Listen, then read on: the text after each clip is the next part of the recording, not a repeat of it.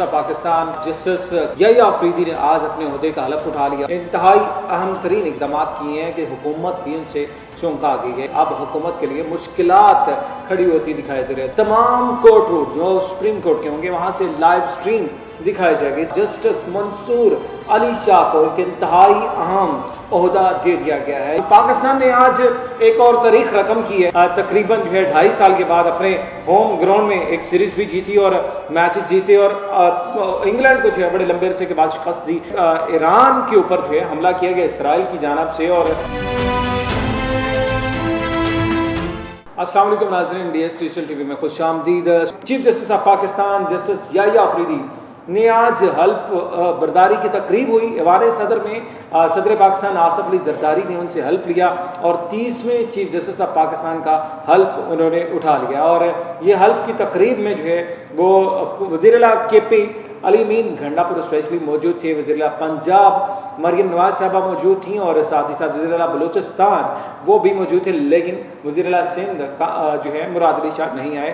और governor KP governor Punjab भी मौजूद थे। आला तरीन अस्करी जो है अहदेदारान आर्मी चीफ जनाब आसिम मुनीर और इसके साथ साथ वज़ीर-ए-आज़म पाकिस्तान शहबाज शरीफ भी मौजूद थे। सदर पाकिस्तान ने हल्फ लिया और हल्फ के दौरान भी एक इंतहाई जो है वो इंटरेस्टिंग चीज़ हुई वो ये कि जैसे ही सदर पाकिस्तान आसिफ अली जरदारी ने हल्फ बर्दारी शुरू की और बिस्मिल्लाहिर्रहमानिर्रहीम से शुरू किया, लेकिन चीफ जस्टिस पाकिस्तान याह्या अफरीदी ने औज़ु बिल्लाहि मिनश शैतानिर्रजीम बिस्मिल्लाहिर्रहमानिर्रहीम से जो है वो आगाज़ किया। तो मतलब यहाँ पर भी थोड़ा सा वो आ रहा है। बहरहाल एक अच्छा साइन है। मतलब वो हल्फ बर्दारी की तकरीब हुई, उसके बाद ज़ोराना दिया गया, तमाम जो मेहमान थे। लेकिन जैसे ये हल्फ बर्दारी की तकरीब मुकम्मल हुई है और उसके बाद चीफ जस्टिस पाकिस्तान याह्या अफरीदी की जो फुर्तियाँ हैं, तेज़ियाँ हैं, वो देखने वाली हैं, क्योंकि एक ही दिन में बहुत से फैसले उन्होंने कर दिए हैं, बहुत से ऑर्डर उन्होंने जारी कर दिए हैं। और सबसे अहम तरीन जो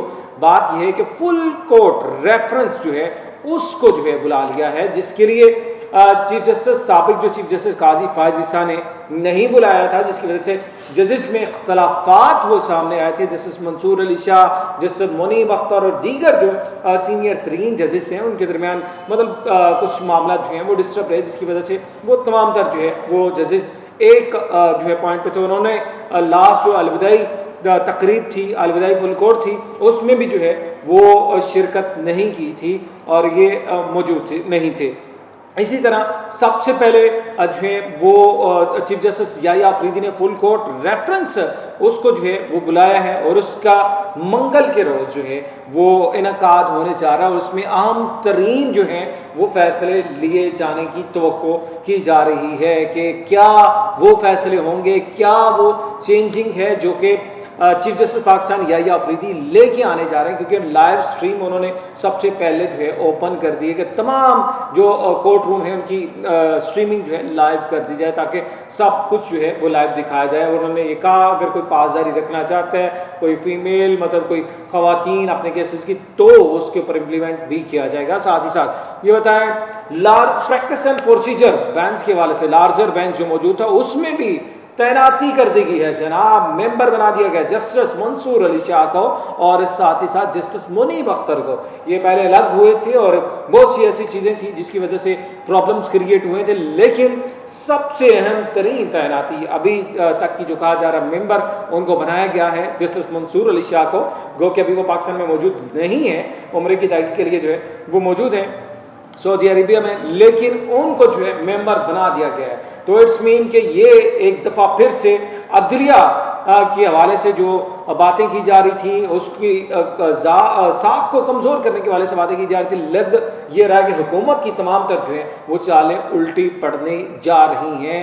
क्योंकि याह्या अफरीदी इस तरह ये बोल्ड डिसीजन लेने जा रहे हैं जिसका हुकूमत खुद भी तवक्को नहीं कर रही थी। और बहुत सी खबरें ये भी आ रही थी कि याह्या अफरीदी जो है वो इनकार करेंगे और जस्टिस अमीनुद्दीन जो है वो ऑप्शन के तौर पे होंगे हुकूमत के पास। लेकिन याह्या अफरीदी ने जो है वो चूँकि तीसरे नंबर पे मौजूद थे सीनियरिटी के लिहाज से उन्होंने इनकार नहीं किया, उन्होंने इकरार किया और ओहदे का हल्फ उठा लिया। और अब क्योंकि उनकी जो है एक रिप्यूट बड़ी ज़बरदस्त है, वो मतलब एक ऐसे जज हैं जिसके हवाले से ना तो अभी पाकिस्तान तहरीक इंसाफ ने कोई ऐसी बात की है और ना ही हुकूमत तो पहले ही उनको पसंदीदा अपना कह चुकी है।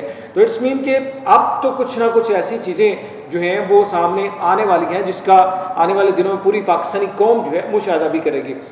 Specially practice and procedure case के हवाले से जो एक लार्जर बेंच है उसमें जिस तरह तैनाती की है, और उनका जो एक फुल कोर्ट का रेफरेंस था, वो इजलास फुल कोर्ट बुलाने का था, वो भी एक्सेप्ट किया गया जस्टिस मंसूर अली शाह का। इट्स मीन कि याहिया अफरीदी अपने सीनियर की इज्जत करना भी जानते हैं, वो चाहे जस्टिस मनीब अख्तर हों, जस्टिस मंसूर अली शाह हों या दीगर भी हों, तो उनको जानकर कानून की ला की जो है पासदारी करना भी जानते हैं। तो ये बड़ा इंटरेस्टिंग खेल जो है वो होने वाला है, और स्पेशली क्योंकि आने वाले चंद दिनों में इस तरह की खबरें सामने आएंगी जब ये फुल कोर्ट रेफरेंस भी हो जाएगा, और साथ ही साथ प्रैक्टिस एंड प्रोसीजर का लार्जर बेंच उसकी तश्कील भी मुकम्मल हो जाएगी, और फिर लाइव स्ट्रीमिंग, जिसके लिए एक दफ़ा साबिक चीफ जस्टिस हैं काजी फायज साहब बानी पीटीआई की जो लाइव स्ट्रीमिंग के ऊपर आके उनकी बस हो गई थी। मतलब एक तस्वीर वायरल हुई थी जिसके ऊपर भी इतनी इंक्वायरियां लगी थी, और उसके बाद उन्होंने जो लाइव स्ट्रीमिंग वाला खाता था उसको क्लोज कर दिया। तो इट्स मीन अगर आप सुप्रीम कोर्ट की पेशियां जो भी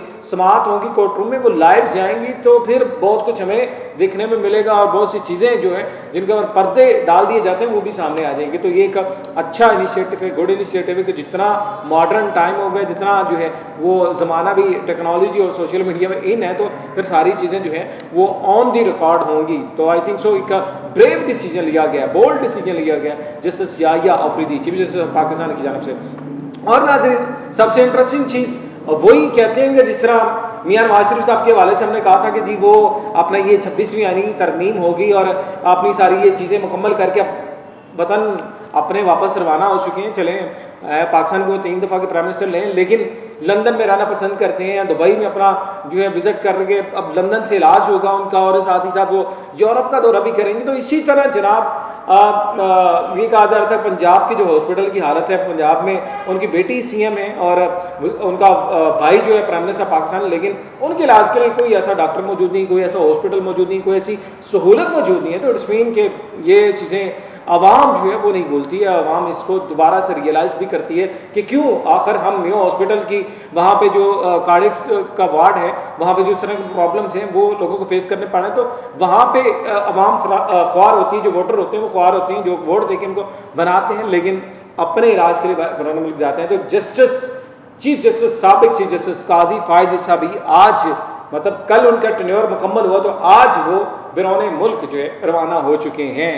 और ये वही खबरें हैं जो आप लोग सुनते हैं, वही मामला हैं जो आप देखते हैं कि जैसे ही ओहदे की मियाद पूरी होती है, जैसे ही ये सर्विस ख़त्म होती है, कुछ भी ऐसा बड़ी पोस्ट में होते हैं तो वो पाकिस्तान में रहना पसंद नहीं करते। चले एक टूर के लिए गए लेकिन चले गए हैं, अब वापसी के मामला जब भी होंगे वो भी आपके सामने रखेंगे, लेकिन पाकिस्तान से जा चुके हैं जनाब। और अब देखना ये कि आगे क्या होता है क्या नहीं होता। बहरहाल ये तो पाकिस्तान की ताज़ा तरीन कोर्ट की सूरत हाल थी। पाकिस्तान ने आज एक और तारीख रकम की है, और पाकिस्तान जो कि टेस्ट मैच जारी था इंग्लैंड के ख़िलाफ़, उसमें तकरीबन जो है 2.5 साल के बाद अपने होम ग्राउंड में एक सीरीज़ भी जीती और मैचेस जीते, और इंग्लैंड को जो है बड़े लंबे अरसे के बाद शिकस्त दी।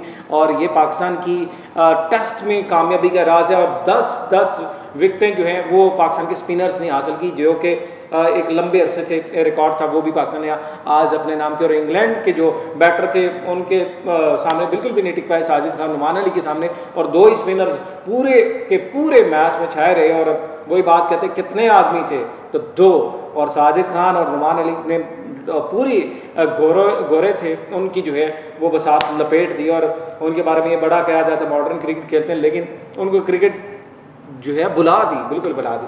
तो सबसे आखिर में नाज़रीन बात करते हैं ईरान के ऊपर जो है हमला किया गया इसराइल की जानब से, और ये इसराइल की जानब से दावा किया कि उन्होंने अपना जो बदला था वो ले लिया है। और अब उनकी जो है एटमी तनसीबात और अल-कस्साम ब्रिगेड का जो हेडक्वार्टर है उसको और इसके नज़दीक सराउंडिंग मतलब जो अहम तरीन मकामात है उनको निशाना बनाया गया जो है इसराइल की जानब से, और बाकायदा जो है फ़ज़ाई हमले किए गए हैं और बड़े पैमाने पे उनका दावा किया जा रहा है कि नुकसान किया जा रहा है। लेकिन ईरानी जो है वो तर्जमान उन्होंने इससे जो है इनकार किया, उन्होंने कहा कोई भी किसी किस्म का नुकसान नहीं हुआ, हमने हमलों को रोका है। और अब ईरान जो है हक़ के दिफा रखता है और वो इसका भरपूर जवाब देगा।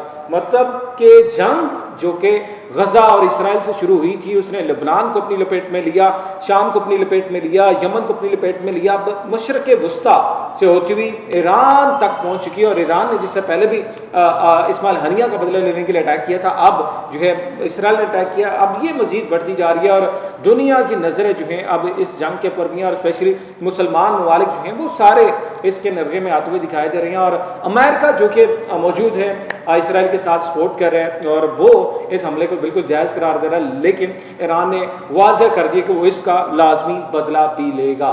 तो मज़ीद खबरों के लिए हमारे चैनल DS डिजिटल TV को सब्सक्राइब करें, और जिन्होंने अभी तक जो है वो फॉलो नहीं किया हमारे पेजेस को, वो भी फॉलो कर लें, और कमेंट सेक्शन में अपनी फीडबैक से ज़रूर आगाह कीजिएगा कि आपको जो है वो DS डिजिटल TV के प्लेटफॉर्म से क्या कुछ जो है वो दिखने में मिल रहा है और क्या कुछ आप देखना चाहते हैं। अपना बहुत सा ख्याल रखें। आपसे मुलाकात होगी नेक्स्ट वीडियो में। इजाज़त दें। अल्लाह हाफ़िज़।